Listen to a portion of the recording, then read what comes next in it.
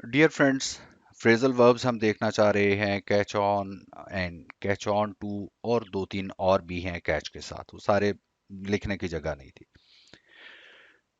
इसको डिस्कस करने से पहले देखते हैं बुनियादी तौर पर वर्ब था क्या जिसमें से ये सारी क्या कहें, नई वोकेबलरी हमारे सामने आ रही है। बुनियादी वर्ब है कैच। कैच का मतलब क्या है? क्रिकेट में अमूमन आप बॉल पकड़ते हैं, कैच करते हैं। तो कैच का मतलब है किसी मूविंग ऑब्जेक्ट को पकड़ना। ठीक हो गया। ये तो कैच के लफ्जी मानी हो गए। इसके बाद हम यूं भी कहते हैं कैच अ बस और कैच अ ट्रेन।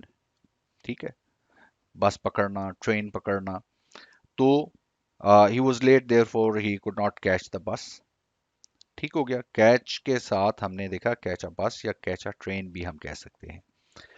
लेकिन कैच अ कोल्ड भी होता है। सर्दी में बगैर स्वेटर पहने बाहर निकल जाएं, ठीक है, गर्म लिबास पहने बगैर बाहर निकल जाएं तो छींकें और निछें आनी शुरू हो जाती हैं। उसको कहते हैं कैच अ कोल्ड। ठीक हो गया, कैच से ही है। If you stay out in the rain you will catch a cold. ठीक है जी, कैच अ कोल्ड भी हमने देख लिया। अब हम आते हैं फ्रेजल वर्ब्स पर। Catch on, catch on. ठीक है, इसके साथ हमने ऑन लगाया। बहुत जल्द मकबूल हो जाना, किसी चीज का बहुत जल्द मकबूल हो जाना, उसके लिए कहते हैं कैच ऑन। यानी rock music caught on quickly with young people. बहुत जल्द मकबूल हो गया रॉक म्यूजिक। और कैच के साथ कैच ऑन टू, टू भी ऐड कर दें तो ये नया फ्रेजल वर्ब बन जाएगा। इसका मतलब है किसी बात की समझ आ जाना, या किसी चीज का फहम हासिल हो जाना, अवेयरनेस मिल जाना, किसी चीज का इदराक हासिल हो जाना, इनसाइट मिल जाना। ठीक है, कैच ऑन टू। तो it took Sam a long time to catch on to the directions. ठीक है, समझ आने में उसको बड़ा टाइम लग गया। और इसके साथ हम कैच आउट भी कह सकते हैं। ये वो नहीं है कि वो कैच आउट हो गया, नहीं नहीं नहीं, ये फ्रेजल वर्ब है। कैच आउट का मतलब है पकड़े जाना। ठीक है, जैसे आउट होता है तो इन फैक्ट कहानी खत्म हो जाती है, रियलिटी सामने आ जाती है, इसी से कैच आउट है। सेंटेंस देखिए, we caught her out in a लाई।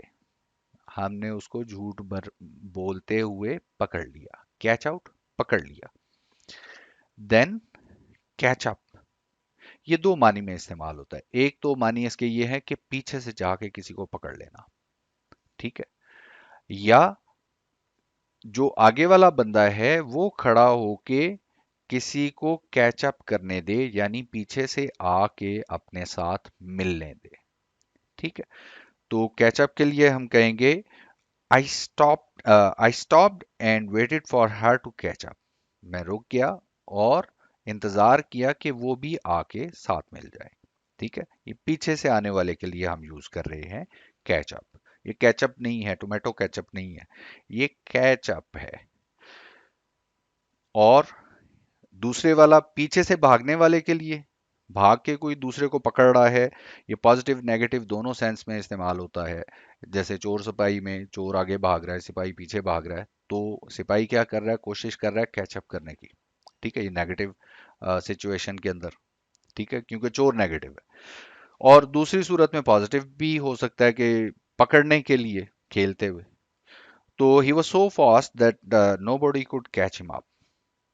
ठीक हो गया। कैचअप, जा मिलना, आ मिलना, दोनों मानी है इसके। बात यह है कि आप बोल किस तरफ से रहे हैं। अब ये कैचअप और कैचअप विद, ये दोनों एक ही चीज हैं, एक ही मानी है, आ मिलना या जा पकड़ना। लेकिन मसला क्या है, किसी मौके पे हम विद यूज करते हैं, किसी पर नहीं। जब आप वर्ब के फौरन बाद में ऑब्जेक्ट लिखेंगे तो उस मौके पे आप कैच समवन अप इस तरह से लिखेंगे। और जब ऑब्जेक्ट आप एडवर्ब अप के बाद में लिख रहे हैं तो फिर विद इस्तेमाल करके ऑब्जेक्ट लिखेंगे। एग्जाम्पल सेंटेंसेस देखिए, I try to catch up with him. अब क्या हुआ है, हिम जो ऑब्जेक्ट है वो हमने अप के बाद में लिखा है, तो फिर हमें विद भी लगाना पड़ेगा, कैच अप विद समवन। ठीक है, और दूसरी जगह पे हम देखते हैं I try to catch him up. अब कैच के फौरन बाद में हमने ऑब्जेक्ट लिख लिया है और एडवर्ब बाद में लिखा है। बस इतना सा डिफरेंस है, मानी सेम है, आ मिलना या जा पकड़ना।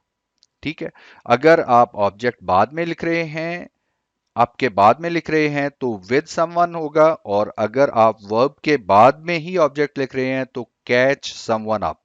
इस तरह से इसकी कंस्ट्रक्शन होगी। सो कैच और उससे मुतालिका चंद फ्रेजल वर्ब्स हमने देखे हैं। See you in the next video.